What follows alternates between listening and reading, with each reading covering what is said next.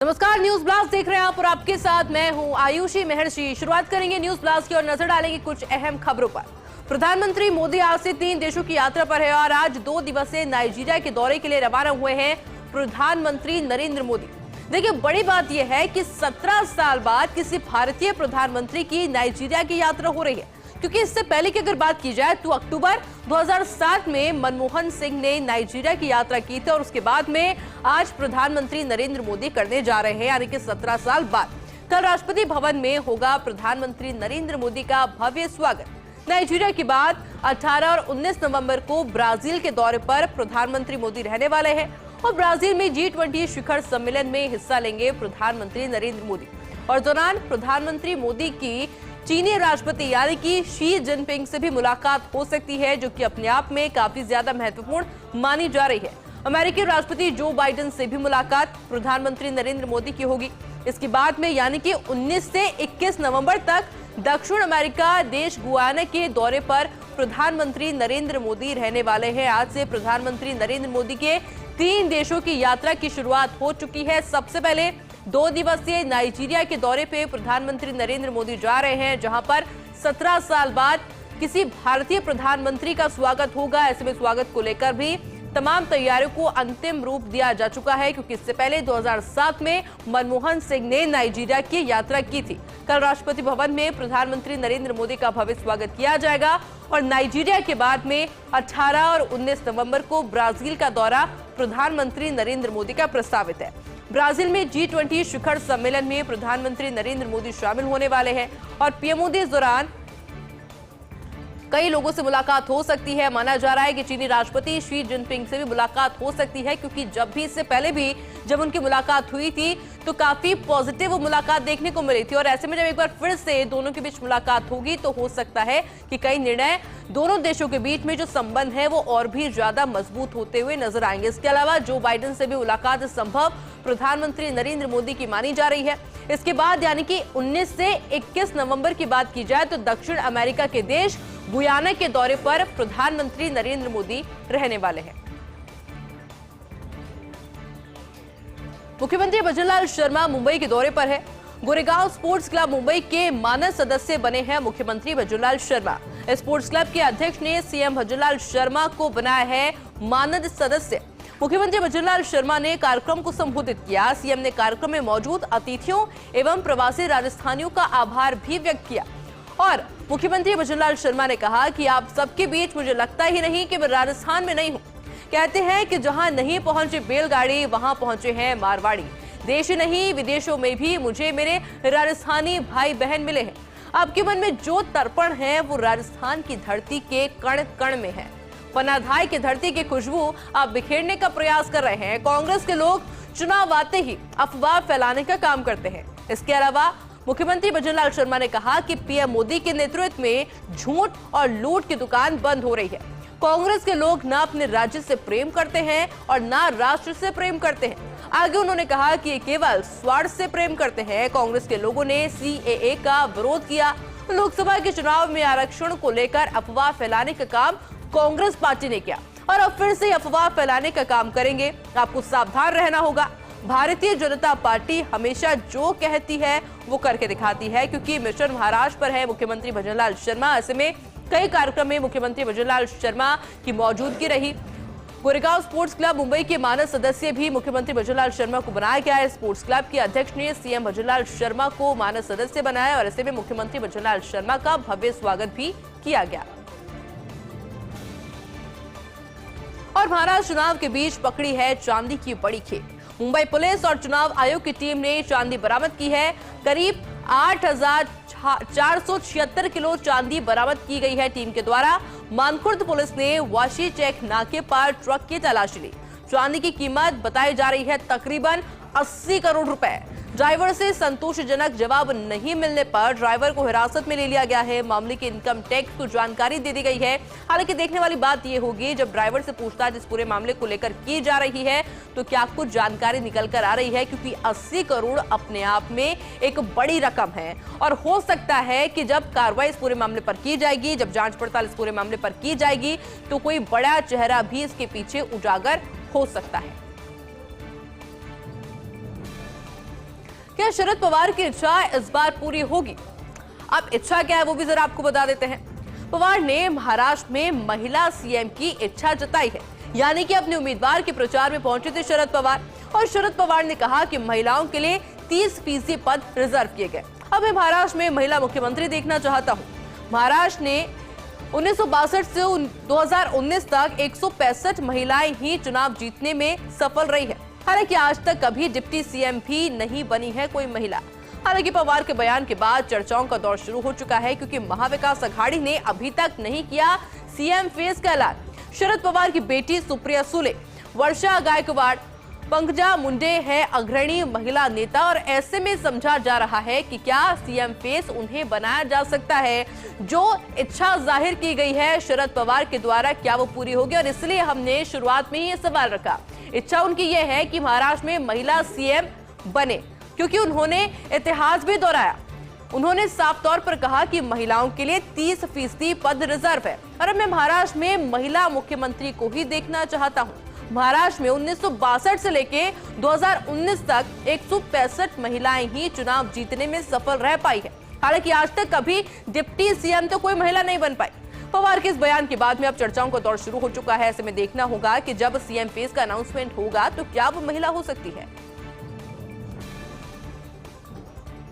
और चलिए आपको इंडियन एक्सप्रेस में लिखा राम माधव का लेख जरा बता देते हैं। टॉपिक के साथ शुरुआत करते हैं। Don't cry over article 370। Jammu एवं कश्मीर विधानसभा में धारा 370 हटाने का प्रस्ताव बेमतलब है। धारा 370 का जिक्र किए बगैर विशेष दर्जा, संवैधानिक गारंटी की मांग। धारा 370 की जगह विशेष दर्जे की मांग कर रहे हैं मुख्यमंत्री उमर अब्दुल्ला। जम्मू एवं कश्मीर में इस तरह के प्रस्ताव की कोई संवैधानिक मान्यता बिल्कुल भी नहीं है। धारा 370 के कारण 70 साल से चल रही थी भेदभाव की राजनीति। जम्मू एवं कश्मीर को विशेष दर्जा देने के खिलाफ थे BR अम्बेडकर, और हकीकत ये है कि धारा 370 हटने से राज्य के लोगों को राहत मिली है। लेकिन इसको लेकर दोहरी भाषा बोलते हैं नेशनल कॉन्फ्रेंस और कांग्रेस। दिल्ली में अलग, कश्मीर में इससे विपरीत भाषा बोलती है दोनों पार्टी। और एक बार फिर से नेशनल कॉन्फ्रेंस कांग्रेस की भेदभाव की राजनीति शुरू हो गई है। इंडिया फाउंडेशन के अध्यक्ष है भाजपा नेता राम माधव, जिनका की आर्टिकल यानी कि लेख इंडियन एक्सप्रेस में आया, जहां उन्होंने साफ तौर पर कहा कि don't cry over article 370। Jammu एवं कश्मीर विधानसभा में धारा 370 हटाने का प्रस्ताव बिल्कुल बेमतलब है। धारा 370 का जिक्र किए बगैर विशेष दर्जा, संवैधानिक गारंटी की मांग। धारा 370 की जगह विशेष दर्जे की मांग कर रहे हैं मुख्यमंत्री उमर अब्दुल्ला। ये जिक्र करते हुए अपने लेख में वो नजर आए। इसके अलावा उन्होंने ये भी कहा कि जम्मू और कश्मीर में इस तरह के प्रस्ताव की कोई संवैधानिक मान्यता नहीं होती है, यानी कि धारा 370 के कारण 70 साल से चल रही है भेदभाव की राजनीति। ये जिक्र करते अपने उस आर्टिकल में, लेख में वो नजर आए। इसके अलावा ये भी उस लेख में लिखा गया कि जम्मू और कश्मीर को विशेष दर्जा देने के खिलाफ थे BR अम्बेडकर, यानी कि इतिहास का जिक्र वो करते नजर आए। और फिर उन्होंने कहा कि हकीकत यह है कि धारा 370 हटने से राज्य के लोगों को राहत मिली। लेकिन इसको लेकर दोहरी भाषा बोलती है दो पार्टियां, नेशनल कॉन्फ्रेंस और कांग्रेस। दिल्ली में अलग और कश्मीर में इसके विपरीत भाषा बोलती है दोनों पार्टी। और एक बार फिर से नेशनल कॉन्फ्रेंस और कांग्रेस की भेदभाव की राजनीति शुरू हो चुकी है। इंडिया फाउंडेशन के अध्यक्ष है भाजपा नेता राम माधव, जिनका लेख और इस पूरे मामले पर जानकारी देते हुए अपने लेख के द्वारा नजर आए। कर्नाटक में मुख्यमंत्री ऑफिस की मरम्मत पर अब राजनीति होना शुरू हो गई है। भाजपा ने शानदार रेनोवेशन को बताया फिजूल खर्ची। सीएमओ की मरम्मत पर करीब 2.40 करोड़ रुपए खर्च आया है, सूत्रों के हवाले से जानकारी है। लेकिन भाजपा का आरोप है कि मंत्रालयों पर गारंटी पूरी करने का भारी दबाव है। गारंटी पूरी करने के लिए मंत्रालयों के पास में फंड नहीं है। और इधर कांग्रेस ने कहा कि सीएमओ की मरम्मत हुई है, निजी संपत्ति की नहीं है, इसका इस्तेमाल तो आने वाले मुख्यमंत्री भी करेंगे। मुख्यमंत्री कार्यालय 70 साल पुराना है और इससे मरम्मत की सख्त जरूरत थी। और कर्नाटक में सीएमओ की मरम्मत को लेकर आरोप प्रत्यारोप का दौर शुरू हो चुका है। यानी कि एक तरफ जहां पर मुख्यमंत्री ऑफिस की मरम्मत हो रही है, लेकिन इसके ऊपर राजनीतिक बयानबाजी या फिर कहें कि राजनीति शुरू हो चुकी है, क्योंकि भारतीय जनता पार्टी ने इस शानदार रेनोवेशन को पूरी तरीके से फिजूल खर्चा बता दिया है। सीएमओ की मरम्मत पर तकरीबन 2.40 करोड़ रुपए का खर्चा आ रहा है। सूत्रों के हवाले से जानकारी है, यानी कि जानकार सूत्र ये बताते हैं कि 2.40 करोड़ रुपए इस रेनोवेशन कार्य पे लग रहे हैं। ऐसे में भाजपा का आरोप है कि मंत्रालयों पर गारंटी पूरी करने का भाव है, यानी कि जो गारंटी, जो वादे किए गए हैं जनता से, पहले आप उनको पूरा करिए और उसके बाद फिर इसकी ओर ध्यान दीजिए। गारंटी पूरी करने के लिए मंत्रालयों के पास में फंड नहीं है। ये भारतीय जनता पार्टी कह रही है कि जब बात गारंटी की आती है, वादों की आती है, तब आपके पास में फंड नहीं होता है, लेकिन जब बात रेनोवेशन की आ रही है तो आप अच्छा खासा अमाउंट खर्च कर रहे हैं। और इसके जवाब में कांग्रेस ने कहा कि सीएमओ की मरम्मत हुई है, निजी संपत्ति की नहीं हुई है, और इसका इस्तेमाल तो आने वाले मुख्यमंत्री भी करेंगे।